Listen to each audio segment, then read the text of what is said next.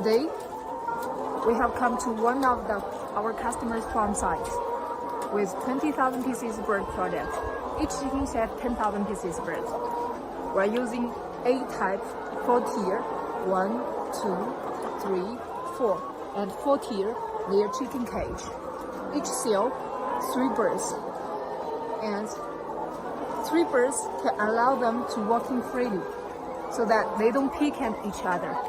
The material is hot dip galvanizing material with Q235 varnish, so that after 15 years, the cage will not bend and the varnish will not rust. It still shines. It can allow the cage lasting for 15 to 20 years. With the quality assurance, you can use the cage for over 20 years. If with proper management, it will be longer than 20 years. Now let's go back. Let's go to the back of the chicken shed. We can see the manure was removed outside of the house, so that stand inside of the chicken house, you cannot smell the manure. It's very slight.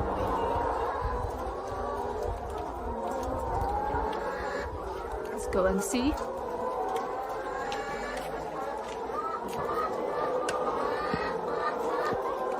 Here we have the manure pit, so that all the manure will be delivered outside of the chicken house.